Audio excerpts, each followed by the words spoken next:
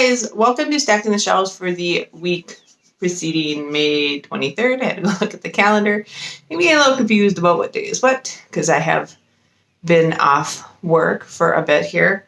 I'm going to go ahead and go through these books. I got quite a few. I think I have 8 here to go through. And this is my book haul for the last couple weeks, I believe. So I'll just get right to it.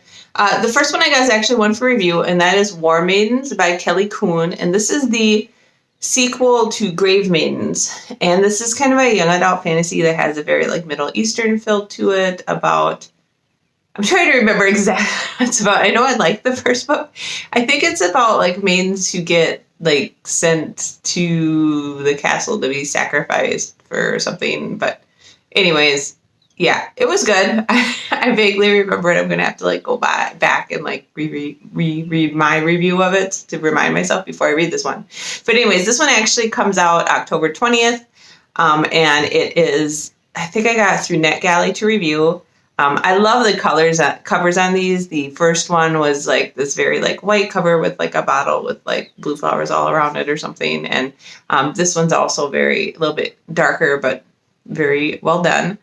So I'm really looking forward to reading this, and I'm happy I got it for review.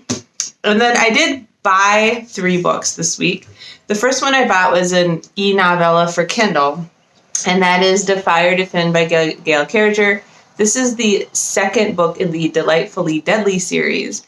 And this series does take place in the Parasol Protectorate world. Each of these is a shorter novella book. They're 250 pages long.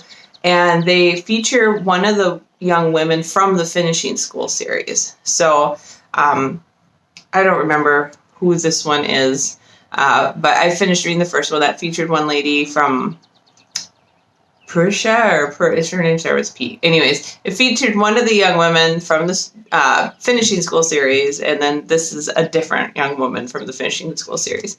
So I enjoyed it a lot. I always enjoy Gail Carriger's, the world that she has set up from the Parasol Protectorate, and I really enjoy just reading her books. I mean, they did tend, so the first one was Poison and Protect, and it was a lot of it romancy for the last half of the book, which I'm not a huge romance fan, but I'm not completely against it, and I thought it worked well for that book. So I just find she does fun steampunk romance reads, and I enjoy them a lot. So, and they're very funny, which is a bonus right now. So yeah, I got Defy or Defend, and that came out not that long ago. I think it came out in April or something. So all right, then the next 2, pretty much the rest of these, except for one, are all manga series because me and my son are both reading those right now. And of course, he's homeschooling. So we're trying to make sure he has reading material he enjoys. So the first one I got of that is Black Clover Volume 4 by Yuki Tabata. Again, this has been a very good manga series. It is aimed more at my son's 13. It's very aimed at that age group, probably 13 to 16, kind of young adult male type of age group. And I like it. It's well done. It's not, as I said in previous videos, it's not my favorite. So you could tell the drawing, it's well drawn. It's got a lot more of that traditional, they do a lot of the goofy scenes that are kind of sketch that are supposed to be funny. And when there's a new sword move, they have to dedicate a whole page to it. This is the awesome move that this person is doing. And I'm not a huge fan of that kind of style, but it is an interesting story. I like the magic in it and kind of the premise behind it. And I like the 2 main characters who are best friends. They're kind of frenemies, and I kind of like that relationship they have going on where they're constantly trying to help each other, but also trying to beat each other in different areas. So, so I got Black Clover 4 and Black Clover 5. We went ahead and got those since the family is all reading them. I tend to buy manga if the whole family's going to read it, and I do know if my son really likes it, he reads it over and over and over again for years.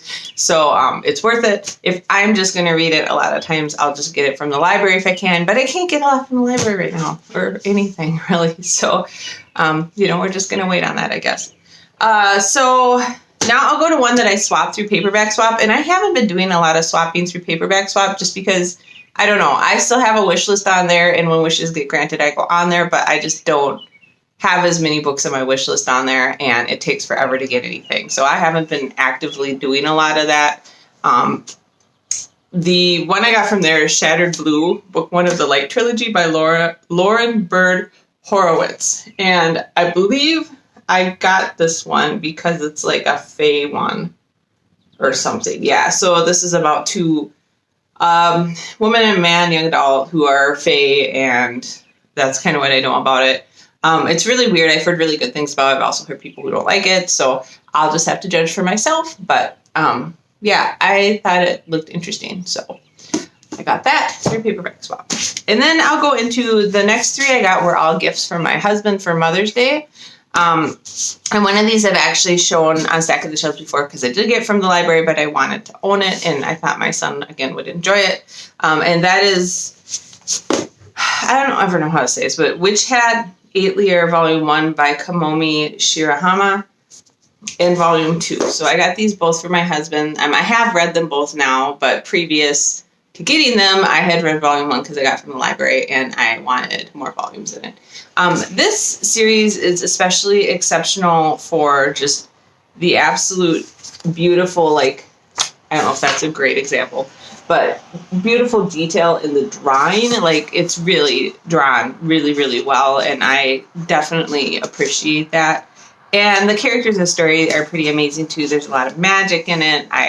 It's just one of those ones that I think all ages could read, right? It's just kind of a fun, nice one. Like, it might be a little bit scary for some really young kids, but, you know, and sometimes you just need something like that. So I got Volume 1 and 2 of that for my husband for Mother's Day.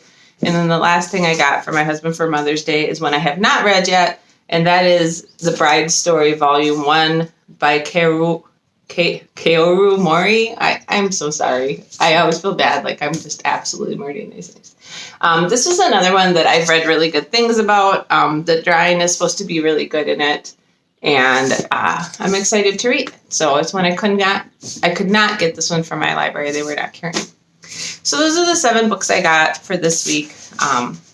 Again, a lot of manga this week, which, you know, I don't mind. They're quick and easy to read, and they kind of fit my attention span lately. So, and then a couple books. This is weird because I actually ran out of physical books. Like, I have no more physical books.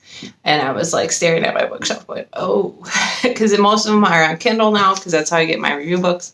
And that's how I've been getting a lot of books I'm reading through Kindle Unlimited. So, yeah. So I'm excited to get some manga that are like physical books and actually get, you know, a physical book. I don't know I haven't decided how I feel about that yet. Like, am I okay with that? Like, I do like reading on my paperweight because I can like read on it at night really easy and not bother anybody because it's backlit and I can turn the light way down. And, you know, if I can make it bigger, so if I'm like running or biking down on the stationary bike downstairs, not on my bike on the road, I can actually like, you know, make it bigger and read it while I'm doing those things too. So there's a lot of advantages to it, but I'm not sure I'm completely ready to give up like paper copies of books because I really like those too. Anyways, what other updates for us? Nothing really too exciting. I did mention my company had a policy where we had to use half of our vacation for the year by the end of June, as well as we're on paid furlough on Fridays. So, you had an option rather than using your vacation to take the time unpaid. And because we had the whole situation with the cruise where the cruise hadn't been canceled and I wasn't sure if it was going to get pushed out to later in the year, I opted to take two weeks unpaid, which is the equivalent of half my vacation.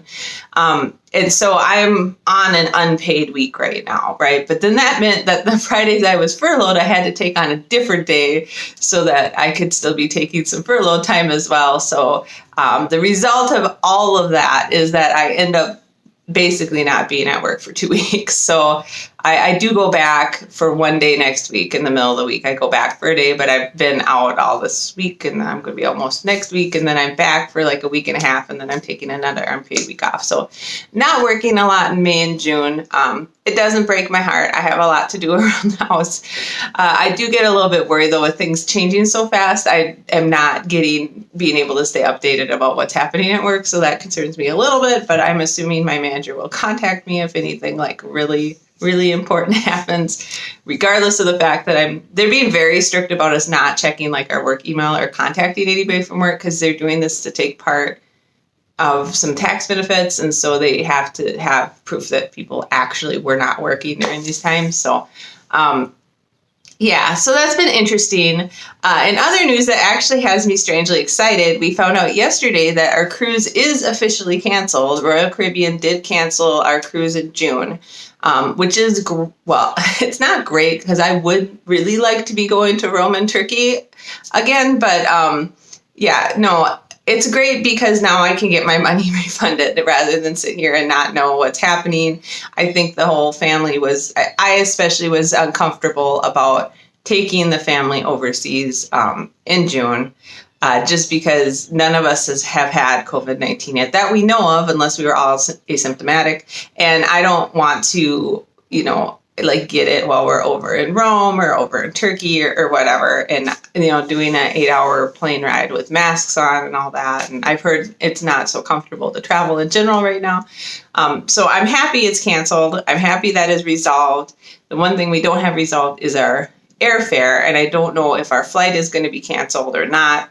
And I don't know, we do have trip insurance for the flight. And I think that this is like just what I'm just like, telling you what's in my mind right now. So I think that what we can do is we can use the trip insurance to reclaim our airfare, because we don't have anywhere to stay over in Europe now. And if you lose your lodging, you can usually get your money back for your flight. So, and the cruise was our lodge. So I think that works out, but I have to figure all that out and timing on that. I'm not sure how it's all going to work out.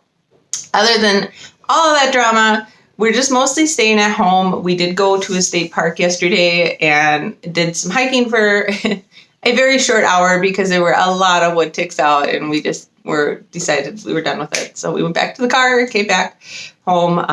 Other than that, we just haven't really been doing a lot. My son's doing pretty good with the online schooling. My husband's still working from home. He actually took this week off for me. The big trip we were supposed to do in June was a 2-week-long trip. So suddenly we're not using that. So we have a whole bunch of vacation we got to burn up this year. So we're just trying to get work done around the house. We had some repairs to do to our deck and some work to do on the lawn. I actually put in a garden on the deck for my cats because they were eating all of my other plants. So I thought, well, maybe we'll just go with the flow, and I'll get some pots of like cat safe plants, and then they can go have their little feast out on the deck. So they have cat grass and catnip and rosemary and parsley and lemongrass and just some plants that they can go eat, and it's fine. It won't make them sick, and they can just have a dandy old time, and they've been loving it. So that was nice to get that done. Other than that, I honestly haven't been reading quite as much as normal, just because I've been kind of distracted. I'm trying to do like more physical stuff to deal with the distraction. I tend to be a fairly anxious person, so doing physical activity always helps with that some. And then, of course, my husband and son are both home this week, and my husband's not working, so like he's got stuff he wants to do. It's actually his birthday today, so happy birthday to him.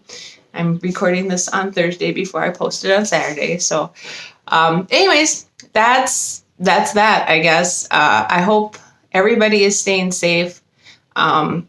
We are not yet through the peak of the pandemic here in Minnesota, and I have been a little bit frustrated about how people are reacting, because our stay-at-home order ended this Monday, and our neighborhood apparently decided to throw a party. There were like 40 or 50 people like hanging out in the cul-de-sac here, and we were not among those people, because the problem is the virus is still spreading. Like, it's doubling every other day now in Minnesota. At least it was as of Monday. Before, it was doubling every 6 days. So that means we're on the exponential curve up, which means we are getting to peak, but they don't think we're going to be at peak, until probably the end of June, early July. Now they're even saying maybe July or August. And to me, it's pretty scary that people are being so reckless when we're just getting to the bad part. I mean, there's an article in the news that the state bought a big empty warehouse in St. Paul for $5 million last week to house bodies. So I think people need to maybe pay a little bit more attention to some of that kind of stuff and just continue to be safe. And they are opening things up. Like, they're going to open up restaurants with outdoor seating here. And the restaurant has to be at like 25 or 50% capacity, and everybody has to wear masks, and you have to make reservations, and it's only going to be outdoor seating. And so some of these businesses are getting open. They're also going to open salons, like for haircuts and nails, at 25% capacity. It does not sound like my son's hockey stuff is going to go forward, because they said organized youth sports are not part of this phase, so they will not open in June. They won't open until later in the summer. So I don't know, but I get kind of nervous when people are being really reckless. Like, we were at Home Depot super early in the morning, and so there weren't a lot of people there, but like, people weren't wearing masks, people weren't social distancing. And I know, I get it, like, people want to have their freedom, but I need to just talk about this, because I've been kind of upset about it. Like, this isn't about you, this is about everybody. So like, if I'm reckless and I go out and catch this and bring it back, I give it to my family. And like, if I drop something off at my parents and talk to them, like, I can give it to them, and we're not really doing much right now. We have seen my parents once or twice. But that is it. All of our things we're doing, all the Pathfinder sessions are online, and that's been working out pretty good. All the girls' nights out, they're more like girls' nights in. We're doing those as video conferences. So we're really making an effort to do this. And I really hope that people just keep in mind that in a lot of states, this pandemic is still increasing, and you really need to be careful, because the way our governor was talking about last night, it's like a boiling pot. Like, you want to keep it simmering so that you get through it, but you don't want it to boil over, because then you have a huge mess on your hands. And that's kind of what happened in New York. So we don't want that to happen here. So all that preaching aside, I just be safe, social distance, wear your mask outside, and hopefully you hear this over and over again. This is a real thing. It's not some hoax. 90,000 people died from it just in the US. So let's be smart and read a lot of books. Just stay home and read books. I mean, that's all you really need to do, right? Just stay home and read books. All right, so I will stop preaching it, you guys, and I hope that you got a lot of great books the last couple weeks, and that you have a great week ahead of reading. And I might talk to you next week. I'm not sure. Again, I've been doing the stacking the shelves kind of every other week, because that just seems to work better with the volume of books I'm getting. All right, I will talk to you guys later. Stay safe. Bye.